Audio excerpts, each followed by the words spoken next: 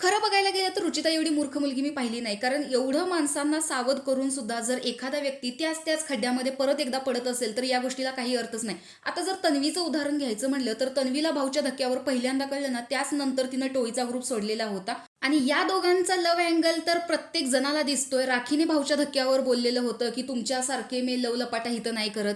नंतर दीपाली ताईंनी पोरींना याने नादाला लावलेला आहे, अशा गोष्टीचा वापर केलेला होता किंवा या गोष्टी घरामध्ये बोलल्या गेलेल्या होत्या. तरी सुद्धा रुचिताला याच्यावरती ऑब्जेक्शन नव्हतं. त्यावेळेस तिला बाकीचे चुकीचे आणि विशाल बरोबर वाटत होता. इव्हन विशाल घरामध्ये सुद्धा म्हणाला, की आता माझे ओठ खूप सेक्सी झालेले आहेत, खूप दिवस झाले किस केलेला नाहीये. इव्हन राखीचं हे सुद्धा स्टेटमेंट होतं, की विशाल बाहेर टिश्यू सारखं मुलींना यूज करतो, फेकून देतो, यूज करतो, फेकून देतो. तर अशा गोष्टी घरामध्ये वारंवार तिला ट्रिगर होत आहेत किंवा तिला बोलल्या जात आहेत, तरी सुद्धा ती सतत विशाल जवळ जाते. म्हणजे यांचा एकत्रित सगळा गेम आहे, यांचा इंडिव्हिज्युअल असा गेम नाहीये. आणि विशालचा सुद्धा त्याला बहुमतासाठी बाकीचे लोक लागतात हे त्याने प्रूव्ह केलेलं आहे किंवा सांगितलेलं सुद्धा आहे, की मी बहुमतासाठी लोकांना गोळा करतो. आणि अशीच गोष्ट आता इथे पुन्हा एकदा झाली. कारण पहिल्या वेळेस ज्यावेळेस रुचिता आणि विशाल या दोघांबद्दल बोललं गेलेलं होतं, तेव्हाच तिला अनुश्रीने सावध केलेलं होतं, की आता त्याला रान मोकळं झालेलं आहे. कारण तो सगळ्यांच्या समोर म्हणला मला रुचिता आवडते.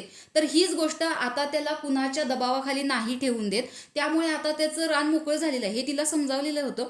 तरी सुद्धा रुचिता पुन्हा पुन्हा तीच चूक करते. आणि फायनली आता तर ती इथे याच गोष्टीमुळे रडते, की पुन्हा एकदा विशाल आणि रुचिता या दोघांवरून बोललं गेलेलं आहे. आणि विशाल तिला म्हणतोय, की परत तीच गोष्ट तू आठवून इथे रडत बसतेस. त्या रुचिताचं म्हणणं आहे, की त्यावेळेस तर खूप एक्स्ट्रीम लेवलला गेलेलं होतं, तेव्हा सुद्धा तू माझा स्टँड घेतला नव्हतास. आणि शेवटी आता विशालच स्वतः म्हणतोय, की मी तुला गोणीत भरून आणलेलं नाहीये प्रत्येक वेळेस मी तुला समजवायला. याच्यावरून तरी आता रुचिताने ओळखावं आणि सावध व्हावं, की विशाल आपला फक्त यूज करतोय घरामध्ये राहण्यासाठी किंवा इथे एक लव्ह अँगल दाखवण्यासाठी. तर हे खूप फेक आहे. तर अजून संधी गेलेली नाहीये. रुचिताने आत्ताच सावध व्हावं आणि विशालची साथ सोडावी आणि इंडिव्हिज्युअल गेम खेळावा असं मला तरी वाटतं. तर तुम्हाला काय वाटतंय कमेंट बॉक्समध्ये नक्की सांगा, की विशाल आणि रुचिता याच्यामध्ये जास्तपणे या लव्ह अँगलमध्ये कोण फसला आहे.